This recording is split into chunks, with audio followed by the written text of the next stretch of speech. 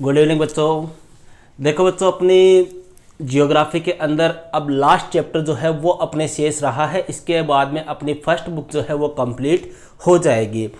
Last chapter का नाम है भैया अपने मानव बस्ती, और आज अपने इसकी फर्स्ट कक्षा की चर्चा करेंगे, फर्स्ट वीडियो के ऊपर चर्चा करेंगे। सबसे पहले देखो भैया, अपने बात करते हैं कि साहब ये बस्तियां होती क्या है, बस्ती किसको कहते हैं और ये कितने प्रकार की होती है।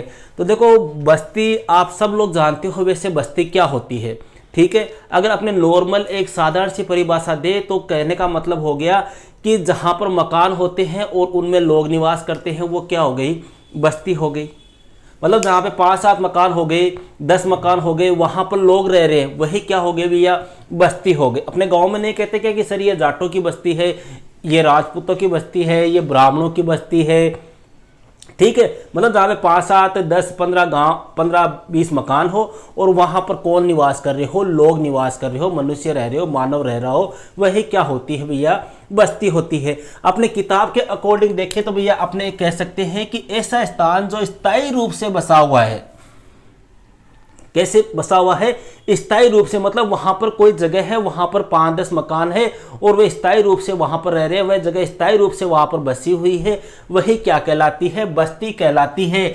या इसको ऐसे भी कह सकते हैं भैया मानव अधिवास, जहां एक से अधिक क्या हो, मकान हो। मतलब 5-10 मकानों का एक समूह हो गया भाई, 10 मकानों का समूह हो गया, 12 का 15 का 20 मकानों का एक क्या हो गया, समूह हो गया, उसको क्या कहेंगे, अपने बस्ती कहेंगे।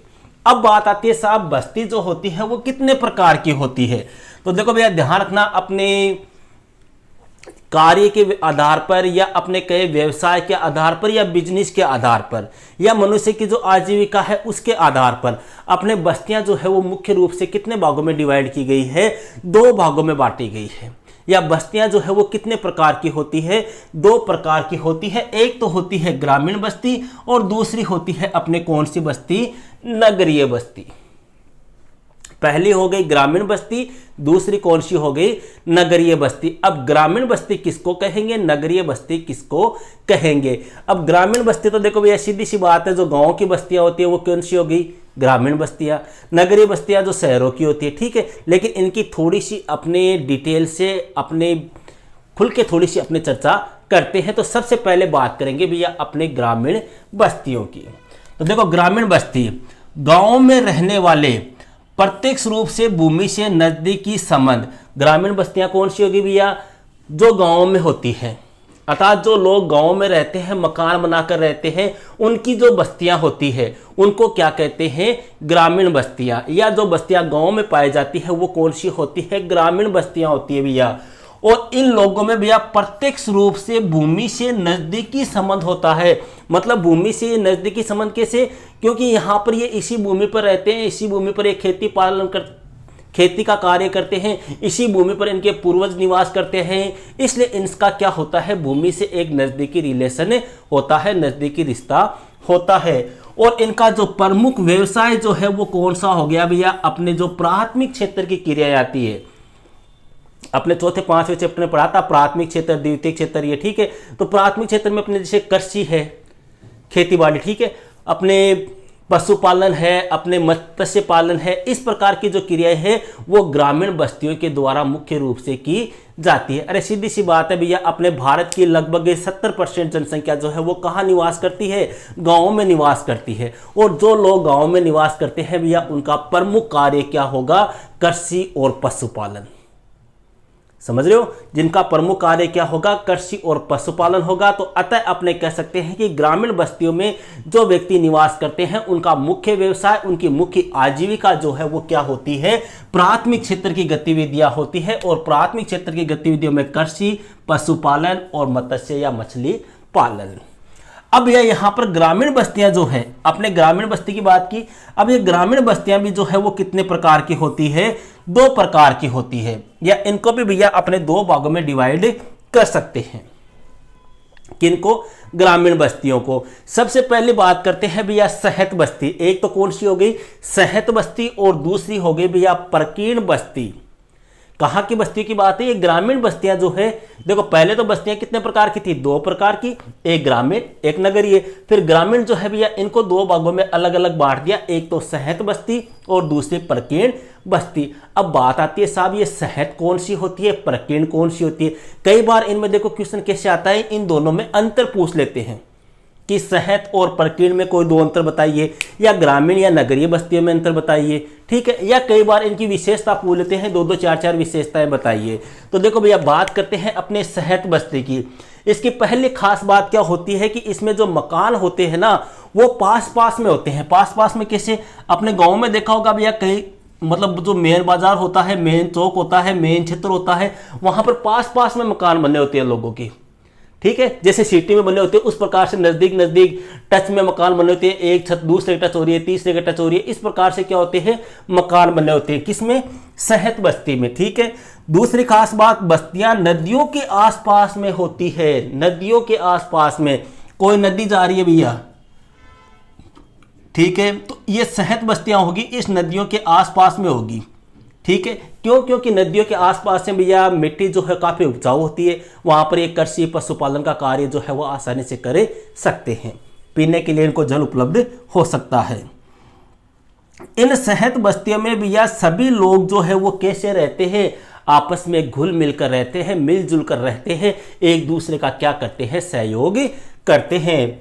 और व्यवसाय भी इनका क्या होता है? लगभग समान ही होता है। मतलब या तो 90% लोग जो है उनका व्यवसाय जो है वो लगभग सेम ही होता है, कृषि और पशुपालन। ये तो कौन सी हो गई? सहत बस्ती। इनका भैया उल्टा कर दो, वो कौन सी हो जाएगी? प्रकीर्ण बस्ती। इसमें क्या हो रहा है? मकान पास पास में है ना, इसमें मकान कैसे होते हैं भैया? दूर दूर होते हैं। जैसे गांव में कहीं देखा होगा भैया, आपका कोई एक आदमी है, उसका मकान इस खेत में है, कोई का मकान अपने खेत में है, मतलब सब अपने अपने गांव में। आपने देखा होगा कि लोग जो है वो अपने अपने खेतों में जाकर बस जाते हैं। अब खेत सीधी सी बात है, 5 बीघा किसी के पास जमीन है, उसमें मकान बना लिया, उसके चारों ओर उसके खेत की बाउंड्री हो गई, ठीक है। फिर दूसरे का मकान उससे लगभग अपने 5-7 बीघा दूर है, फिर तीसरे का मकान 10 बीघा दूर है, 20 बीघा दूर है। इस प्रकार से क्या होते हैं? मकान होते हैं। तो यहां पर मकान कैसे हो गए? दूर दूर हो गए। यहां पर कैसे हो रहे? पास पास हो रहे। और खेतों के द्वारा एक दूसरे से क्या होते हैं? अलग होते हैं। जैसे ये मकान है, ये खेत हो गया चारों तरफ, यहां मकान बना लिया, ये मकान बना लिया, ये मकान बना लिया, ये मकान बना लिया, ठीक है। इस प्रकार से मकान होते हैं भैया। ये बाजार, मंदिर, मस्जिद आपस में क्या करते हैं? इनको जोड़ने का कार्य करते हैं। मतलब इन लोगों का आपस में जोड़ने का कार्य कौन करते हैं? जो सांस्कृतिक गतिविधियां, जैसे बाजार है, मंदिर में जा रहे हो, मस्जिद में जा रहे हो, मेले में जा रहे हो, वहां पर इन लोगों में आपस में क्या होता है? मेल मिलाप होता है। आगे बात करते हैं भैया। अब बात करते हैं अपने ग्रामीण बस्तियों को प्रभावित करने वाले कारक। मतलब ऐसे कौन से कारक हैं जो ग्रामीण बस्तियों को क्या करते हैं? प्रभावित करते हैं। तो इनमें पहला कारक है भैया जल आपूर्ति। जल आपूर्ति। अब सीधी सी बात है भैया, जल कैसे प्रभावित करता है? सीधी सी बात है, जहां पर जल होगा वहीं पर जीवन होगा। अपने कहते हैं ना कि जल है तो जीवन है, तो कहने का मतलब हो गया बस्तियां कहां पर बसेगी? जल वाले क्षेत्र में बसेगी भैया। जहां जल होगा वहीं पर बस्तियां निवास करती है, वहां पर ही बस्तियां पाई जाती है। जैसे आपने देखा होगा भैया, कोई नदी है, कोई झील है, कोई झरने है, कोई अपने बांध है, उनके चारों ओर क्या होती है? बस्तियां पाई जाती है। क्यों? क्योंकि वो लोग क्या करते हैं? वहां पर रहकर अपनी आजीविका चलाते हैं, छोटा मोटा व्यवसाय करते हैं, कृषि करते हैं, पशुपालन करते हैं, मत्स्य पालन का कार्य करते हैं। इस कारण से जल जो है वो ग्रामीण बस्तियों को प्रभावित करता है। First point. सेकंड पॉइंट हो गया भैया भूमि। भूमि यानी धरातल। भैया ग्रामीण बस्तियां कहां पर पाई जाएगी? जहां पर कृषि योग्य भूमि हो, जहां की भूमि कैसी हो? उपजाऊ हो। ऐसे थोड़ी है कि कोई दलदली क्षेत्र है वहां पर जाकर निवास करने लगे, नहीं, ऐसा नहीं होगा। जहां की भूमि उपजाऊ हो, जहां पर कृषि योग्य भूमि हो, जहां पर पैदावार उत्पन्न की जा सकती है, जहां पर कृषि उत्पन्न की जा सकती है, वहां पर ग्रामीण बस्तियां पाई जाती है। नंबर 3 है भैया उच्च भूमि के क्षेत्र। उच्च भूमि का मतलब ग्रामीण बस्तियां जो है भैया वो धरातल से ऊंचे वाले भागों में पाई जाती है। नीचे वाले भागों में क्यों नहीं पाई जाती? क्यों? क्योंकि भैया नीचे वाले जो क्षेत्र होते हैं जो वो कई बार क्या होता है, कोई प्राकृतिक आपदा हो गई, जैसे बाढ़ आ गई, तो बाढ़ के साथ में उनको क्या हो जाता है, नुकसान हो जाता है। तो ऊंचा जो क्षेत्र होता है वो भी ग्रामीण बस्तियों को प्रभावित करता है। लोग जो है वो ऊंची भूमि पर निवास करते हैं, ऊंची भूमि पर बस्तियां पाई जाती है ताकि बाढ़ वगैरह इनसे उनकी क्या हो सके, रक्षा हो सके। नंबर 4 है भैया गृह निर्माण सामग्री। बस्तियां कहां पर बसेगी भैया? वहां पर बसेगी जहां पर उनको आसानी से गृह निर्माण, मतलब घर के निर्माण के लिए जो सामग्री चाहिए, जैसे मान लो कोई पत्थर चाहिए, लकड़ी चाहिए, ईंट चाहिए, सीमेंट चाहिए, कच्चा माल चाहिए, जो भी उनको चाहिए वो आसानी से प्राप्त हो सके, वहां पर ग्रामीण बस्तियां बसती है। और नंबर 5 भैया सुरक्षा। सुरक्षा मतलब बस्तियां भैया अपने सुरक्षा वाले क्षेत्रों में बसती है जहां पर मतलब युद्ध वगैरह, दंगे वगैरह, हिंसा वगैरह, मारपीट वगैरह, उपद्रव वगैरह, इनसे क्या हो सके, रक्षा हो सके। तो ये है भैया अपने ग्रामीण बस्तियों को प्रभावित करने वाले कारक। कई बार क्वेश्चन पूछ लेते हैं कि ग्रामीण बस्तियों को प्रभावित करने वाले कारक कौन कौन से हैं। अब बात करते हैं भैया नियोजित बस्तियां। नियोजित बस्तियां कौन सी होती है भैया? किसको कहते हैं नियोजित बस्तियां? देखो अपने पॉलिटिकल साइंस में आपने पढ़ा होगा नियोजन, पढ़ा है अपने नियोजन। नियोजन का मतलब भैया कोई भी कार्य करने से पहले उसकी क्या करना, रूपरेखा बनाना, उसका एक खाका तैयार करना, उसकी एक डिजाइन तैयार करना, उसका एक प्लान बनाना, उसी को अपने क्या कहते हैं, नियोजन कहते हैं। और नियोजन की प्रक्रिया से भारत ने भी अपनाई थी, ठीक है, पंचवर्षीय योजनाएं वगैरह, ठीक है। तो ये नियोजन की प्रक्रिया कौन अपनाता है? सरकार अपनाती है।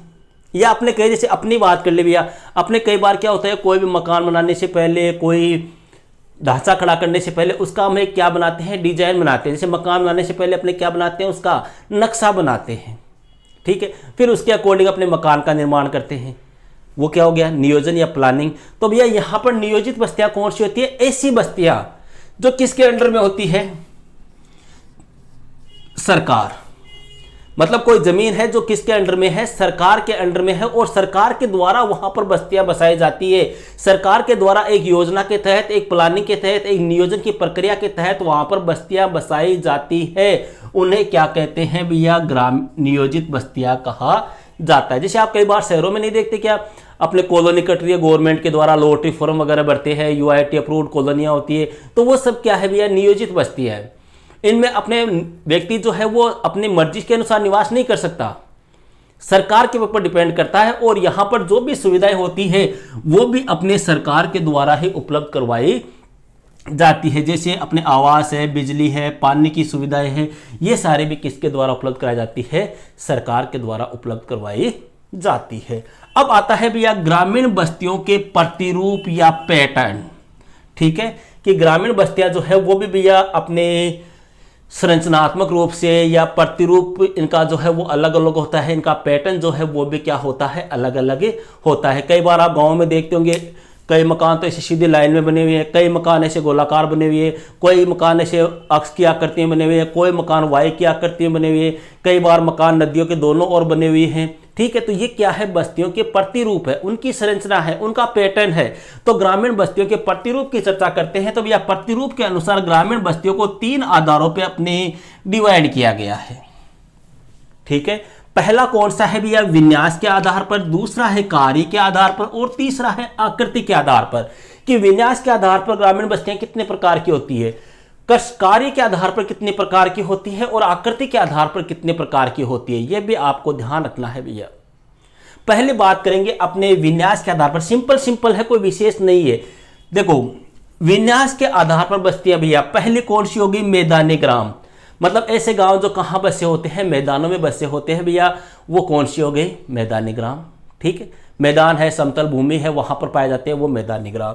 दूसरे भैया फटारी ग्राम, जो कहां होते हैं? अपने फटारों पर बसे होते हैं, जैसे आदिवासी जनजातियां वगैरह है जो वहां पर झूम वगैरह, कृषि वगैरह इस प्रकार का कार्य करते हैं। तीसरे हो गए भैया तटीय ग्राम। तटीय ग्राम कौन से? जो तटों के सहारे, नदियों के सहारे, झीलों के सहारे अपने पाए जाते हैं, वो कौन से हो गए? तटीय ग्राम। कोई झील है, कोई नदी है भैया, उसके दोनों तरफ क्या बस गए? गांव बस गए, वो कौन से हो गए? तटीय ग्राम। वन ग्राम, जो जंगलों में पाए जाते हैं भैया, जो जंगलों में निवास करते हैं, जंगलों में 5, 10, 15, 20, 25 घर है, वहां पर निवास कर रहे हैं, वो कौन से हो गए? वनग्राम हो गए। जैसे आदिवासी लोग हैं भैया, आदिवासी लोग कहाँ पर रहते थे? जंगलों में रहते थे। जंगलों में रह के वो क्या करते थे? खेती बाड़ी का काम करते थे, शिकार का काम करते थे, पशुपालन का काम करते थे। आपने पढ़ा होगा झूम कृषि, श्लेष या बर्न कृषि या स्थानांतरित कृषि, वो सब इन्हीं के द्वारा की जाती है। अगला होता है भैया मरुस्थलीय ग्राम, जो कहाँ पर होते हैं? मरुस्थलीय क्षेत्रों में होते हैं, रेगिस्तान में होते हैं। ठीक है, इनमें कोई विशेष नहीं है, बस छोटा छोटा आपको ध्यान रखना है। दूसरा आता है भैया कार्य के आधार पर। कार्य के आधार पर पहला कौन सा हो गया? कृषि ग्राम। कृषि ग्राम का मतलब जहां पर कृषि का या खेती बाड़ी का कार्य किया जाता है। जो लोग कौन सा काम करते हैं? कृषि का काम करते हैं, वो कौन से ग्राम हो गए? कृषि ग्राम। जो भैया मछली पालन का कार्य करते हैं, मत्स्य पालन का कार्य करते हैं, वो कौन से हो गए? मछुआरों का ग्राम। जो भैया पशु पालने का काम करते हैं, वो कौन से हो गए? पशुपालक ग्राम। और जो लकड़हारे या लकड़ी काटने का कार्य करते हैं, वो कौन से हो गए? लकड़हारों के ग्राम। यहां पर भैया थोड़ा सा इसको देखना, आकृति के आधार पर पहले ग्राम जो होते हैं वो कौन से होते हैं? रेखीय ग्राम। रेखीय ग्राम किसे कहते हैं भैया? आपने मैथ में पढ़ते हैं अपने एक रेखा, ठीक है, तो रेखीय ग्राम क्या हो गए भैया? रेखीय ग्राम मतलब जो एक सीधी रेखा के रूप में बसते हैं। जैसे मान लो भैया ये कोई सड़क है, ठीक है, इस सड़क के इधर लाइन से इस प्रकार से मकान बने हुए हैं, इधर मकान बने हुए हैं, या कोई ये रेलवे लाइन है, इसके इस और मकान बने हुए हैं। ठीक है, आपने कई बार देखा होगा सड़कों के किनारे, ये सड़कों के दोनों ओर, या रेलवे लाइन के दोनों ओर, या नदियों के किनारे, या नहरों के दोनों ओर जो है वो मकान पाए जाते हैं, एक सीधी तटरेखा के रूप में पाए जाते हैं, एक संरचना के रेखीय संरचना के रूप में पाए जाते हैं। उसे क्या कहते हैं? रेखीय ग्राम। दूसरे हो गए भैया आयताकार ग्राम। आयताकार कौन से हो गए भैया? आयताकार मतलब, ठीक है, आयत आप जानते हो, मतलब ऐसे ग्राम कहां पर बसेंगे? जो समतल क्षेत्र होगा, जो लेवल वाला क्षेत्र होगा, वहां पर ऐसे ग्राम पाए जाते हैं। और वहां की एक खास बात होती है कि सड़कें जो होती है वो भी कैसी होती है? आयताकार होती है और एक दूसरे को समकोण पर काटती है। जैसे भैया अपने सिंधु घाटी सभ्यता में जो ग्राम थे, जो शहर थे, जो स्थल थे, वो किस प्रकार के थे? इसी प्रकार के थे। वहां पे भी सड़कें एक दूसरे को क्या करती थी? समकोण के ऊपर काटती थी। तीसरे होते हैं भैया वर्ताकार ग्राम। वर्ताकार आप जानते हो, वर्त की आकृति में, मतलब कोई झील है, कोई तालाब है, उस झील या तालाब के चारों ओर गांव बस गया, ठीक है, वो क्या हो गए? वर्ताकार। तीसरा है भैया तारे के आकार के। तारा आप जानते हो, स्टार, ठीक है, तारे के आकार में। जैसे भैया अपने कोई इधर से आ गया कोई रास्ता, ठीक है, एक रास्ता इधर से आ गया, एक रास्ता इधर से आ गया, एक रास्ता इधर से आ गया, तो इस प्रकार की एक संरचना बनी या नहीं बनी? अपनी ये स्टार वाली संरचना हुई, ठीक है, एक स्टार की तरह ये संरचना हो गई। तो मतलब जहां कई मार्ग आपस में आकर मिलते हैं और उन मार्गों के सहारे बस्तियां बस जाती है, ग्राम बस जाते हैं, उनको कहते हैं तारे के आकार के ग्राम। क्लियर है? अगला आता है भैया टी आकार के। टी ऐसा होता है, टी आकार के। टी मतलब एक रास्ता इधर से आ रहा है, एक रास्ता इधर से आ रहा है, एक रास्ता इधर से आ रहा है। ये केस यहां क्या बन गया भैया? तिराहा बन गया, मतलब जहां पर 3 रास्ते आकर मिलते हैं, ठीक है। तो ये जो तिराहे होते हैं उनके आसपास में जो गांव बसते हैं उनको बोलते हैं टी आकार के। इसके अलावा भैया एक है अपने वाई आकार के। वाई कैसा होता है भैया? इस प्रकार का तो होता है ना वाई, ठीक है। तो वाई आकार के ग्राम कहां पर पाए जाएंगे भैया? जैसे मान लो ये 2 रास्ते हैं, एक रास्ता इधर से ऐसे आ रहा है, ठीक है, एक रास्ता इधर से ऐसे आ रहा है, और ये दोनों रास्ते जो है वो आकर इस एक अलग रास्ते में मिल जाते हैं, ठीक है, इसमें आकर मिल गई। ये संरचना कैसी हो गई? वाई हो गई, ठीक है। अब इस वाई के आसपास में, मतलब इस संरचना के आसपास में जो गांव पाए जाते हैं वो कैसे होंगे भैया? वाई आकार के ग्राम। और क्रॉस आकार, क्रॉस आप जानते हो, ये लो ये क्रॉस हो गया भाई, ठीक है, मतलब चौराहा। चौराहा होता है ना जहां पर 4 रास्ते आपस में मिलते हैं या 4 रास्ते एक दूसरे को काटते हैं, तो वहां पर जो ग्राम बसते हैं वो कैसे हो गए? क्रॉस आकार के। क्लियर है भैया? अब बात आती है अपने ग्रामीण बस्तियां जो होती है उनके सामने कौन कौन सी समस्याएं आती है। देखो ये कोई विशेष टॉपिक नहीं है, बड़ा इजी सा टॉपिक है, बस आप अपने ऊपर लेके इनका आंसर दे सकते हो। जैसे आप में से जो भी स्टूडेंट है उनमें से 90% लोग गाँव के हैं। अब आप देख लो गाँव में कौन कौन सी समस्याएं हैं। साहब सबसे बड़ी समस्या तो क्या आती है? पानी की समस्या आती है। अपने पश्चिमी राजस्थान के क्षेत्र में चले जाओ, वहां पर भैया पानी की समस्या बहुत ज्यादा है, ठीक है। और इस पानी, अगर पानी आता भी है तो वह कैसा पानी आता है? दूषित पानी आता है, गंदा पानी आता है, जिससे कई संक्रामक बीमारियां फैलती है, हैजा, पीलिया जैसी बीमारियां फैलती है। ठीक है। दूसरा आपने कह सकते हैं कि गांव में भैया सड़कों का अभाव होता है और सड़कें होती है वह कैसी होती है, कच्ची होती है। तीसरा आपने कह सकते हैं कि गांव में भैया संचार के साधनों का अभाव होता है और होते भी है तो भैया बहुत ही कम। गांव के लोग मोबाइल रखते हैं, लेकिन कई बार आपने देखा होगा कि कोई बार नेटवर्क नहीं आता तो छत के ऊपर जाते हैं, घर से बाहर निकलते हैं, थोड़ा खाली जगह पर जाते हैं। तो एक प्रकार से संचार के साधनों का भी या आधुनिक संचार के जो साधन है उनका क्या पाया जाता है, अभाव पाया जाता है। अगला पॉइंट कह सकते हैं कि यातायात के साधन जो है उनका भी क्या होता है, अभाव होता है या कम होते हैं। कई गांव ऐसे भैया जहां पर 2-2 3-3 घंटे से साधन जाते हैं। 2 घंटे में एक बस चली गई, फिर दूसरी बस 5 घंटे बाद में जाएगी, तीसरी बस 10 घंटे बाद में जाएगी, इस प्रकार से। चौथा कह सकते हैं भैया वहां पर बिजली का अभाव होता है। 4 घंटे बिजली कट गई, 5 घंटे कट गई, 8 घंटे कट गई, 10 घंटे कट गई, तो इस प्रकार से गांव में बिजली का अभाव पाया जाता है। शौचघर, शौचालय, इनका भी क्या होता है, अभाव होता है। तो ये नॉर्मल समस्याएं, ये आप सबको पता है। अब भैया एक पॉइंट और चर्चा कर लेते हैं, अपने उपनगरीकरण क्या होता है। उपनगरीकरण, ये क्वेश्चन कई बार आता है अपने। देखो भैया, शहर से बाहर खुले स्वच्छ माहौल में निवास करना। देखो एक एग्जाम्पल देखो, ये भैया मान लो अपनी सीकर शहर है। ठीक है, ये सीकर शहर है। यहां पर सीकर शहर की ये मेन बस्ती, ये मेन बाजार हो गया, सीकर का मेन एरिया हो गया ये। ठीक है, अब यहां पर लोग जो है वो मकान बना बनाकर क्या कर रहे हैं, निवास कर रहे हैं। अब आपने देखा होगा भैया, जो भी सिटी होती है उसकी क्या निकलती है, उससे 5-4 किलोमीटर के एरिया के पास में बाईपास वगैरह निकलती है। या जो मेन बाजार होते हैं, मेन सिटी होती है, वो 5-7 किलोमीटर के एरिया में ही होती है। ठीक है, उसके बाद में आप उस 5-7 किलोमीटर के एरिया को अगर आप क्रॉस कर दोगे तो वहां पर जो है वो मकान जो है वो इतने पास पास नहीं होते, थोड़े खुले खुले होते हैं।